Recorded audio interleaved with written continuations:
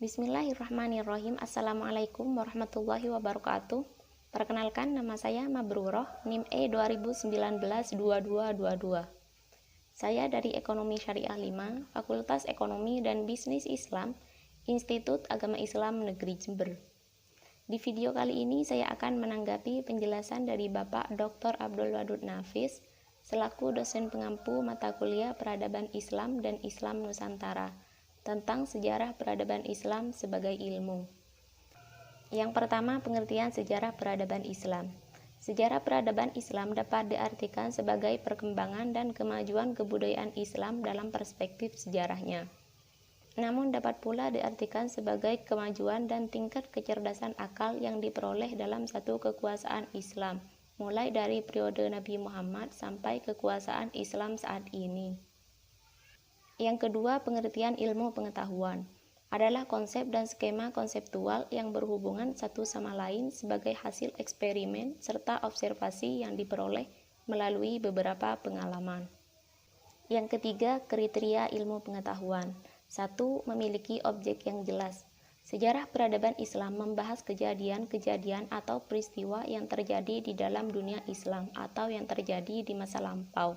Sehingga dalam hal ini sejarah peradaban Islam sudah memiliki objek yang jelas. Yang kedua, memiliki metode tertentu.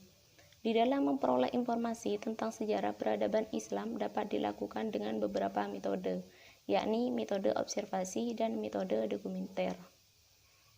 Sedangkan dalam penulisannya, sejarah peradaban Islam melalui beberapa metode, yakni metode deskriptif, metode komparatif, dan metode analisis sintesis. Yang ketiga, disusun secara sistematis. Sejarah peradaban Islam disusun secara urut atau sistematis berdasarkan tahun kejadian, dari awal sampai akhirnya suatu peristiwa. 4. Menggunakan pemikiran yang rasional. Kebenaran fakta sejarah peradaban Islam diperoleh melalui penelitian sumber sejarah yang dikumpulkan dengan menggunakan rasio. 5. Kebenaran bersifat objektif. Kebenaran fakta sejarah peradaban Islam adalah objektif, karena dalam menyusun kisah sejarah harus berdasarkan fakta yang ada. Yang keenam, memiliki tujuan. Sejarah peradaban Islam disusun dengan tujuan untuk mengenang dan mempelajari kembali lintasan sejarah Islam masa lalu, serta mengambil hikmah dan pelajaran untuk masa kini. Adapun sejarah peradaban Islam dimulai dari yang pertama periode klasik, yakni terjadi pada tahun 650 sampai 1250 Masehi. Yang kedua, periode pertengahan, yang terjadi pada tahun 1250 sampai 1800 Masehi.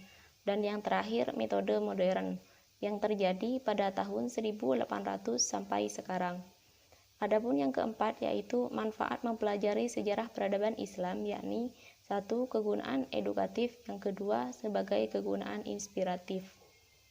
Sekian dari saya, apabila ada salah kata mohon maaf yang sebesar-besarnya. Wallahul muwafiq ila aqwamit thoriq. Assalamualaikum warahmatullahi wabarakatuh.